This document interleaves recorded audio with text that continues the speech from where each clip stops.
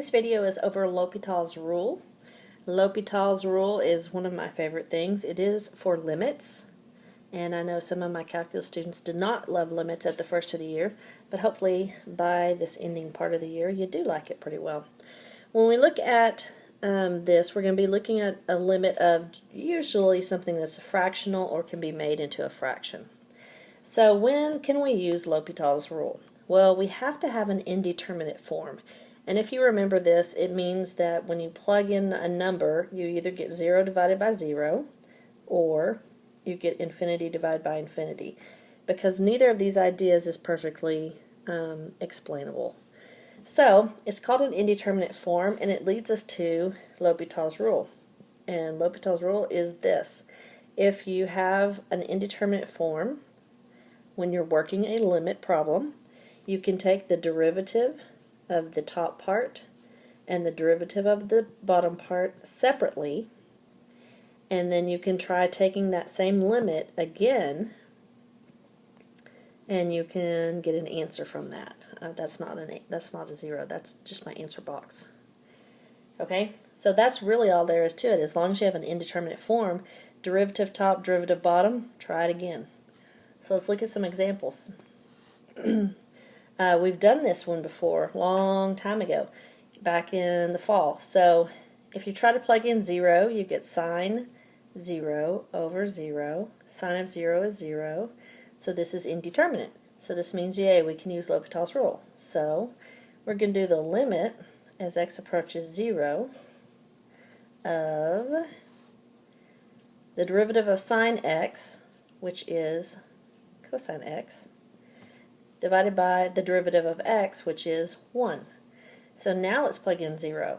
Cosine of 0 divided by 1, well, cosine at 0 is 1, divided by 1 equals 1.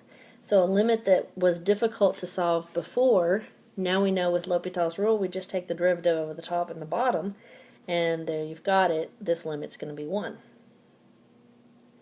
Alright, next problem we're going to look at. If you plug in 0, this would be 0, and this would be 0, and this would be 0. So we would have 0 over 0, which is indeterminate. Big shock there.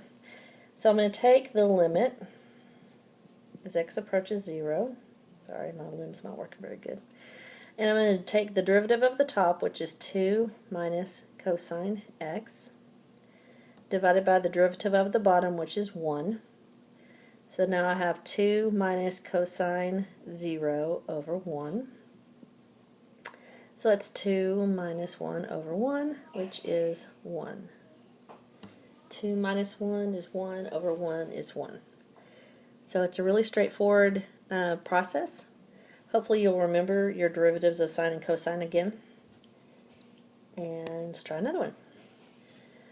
This was one that was fairly difficult to do because we did reverse rationalization for it. So if you plug in 0 here, you're going to have the square root of 2 minus 2, which is 0.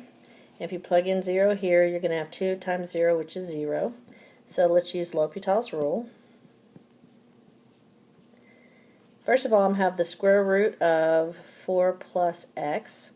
So taking the derivative, we would have a 1/2. 4 plus x to the negative 1/2 power, minus 2, but the derivative of 2 is 0. In the denominator I have 2x, and that derivative is going to be 2. So now let's plug in. This is 1/2. 4 plus 0 is 4 to the negative 1/2 power over 2, which is 1/2.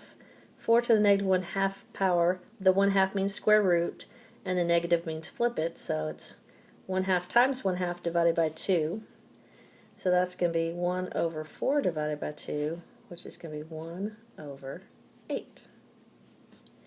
So the limit of the square root of 4 plus x minus 2 divided by 2x turns out to just be 1 divided by 8. Okay? One more example, or no, I think I have 2 more. This time, now we're going to be plugging in infinity. So 5 times infinity minus 8 over 3 times infinity plus 1. That's going to give me an infinity over an infinity, which is indeterminate. So I'm going to take the derivative is take the limit as x is approaching infinity. The derivative of 5x minus 8 is 5. The derivative of 3x plus 1 is 3. So can you plug in infinity? No, so it's just 5/3. Before, what we did was a top heavy, bottom heavy equal kind of rule with infinity. And in that case, it's just the coefficients if the x's have the same power. And so you can see it works out to be the same, except this is a little bit, sometimes it's a little bit quicker to remember when you're going through your processes. Alright, this is going to be the last one now. When we plug in infinity, this is going to be 5 times infinity to the third minus 4 infinity squared plus 1, so that's infinity. Then I have 7 times infinity cubed plus 2 times infinity minus 6, so again we have infinity over infinity. So when we take this limit and we take the derivatives, 5x to the third is going to be 15x squared minus 4x squared, which is going to be 8x. The 1's going to be gone. And the denominator, 7x to the third, is 21x to the third plus 2x is just 2. And the 6 is gone.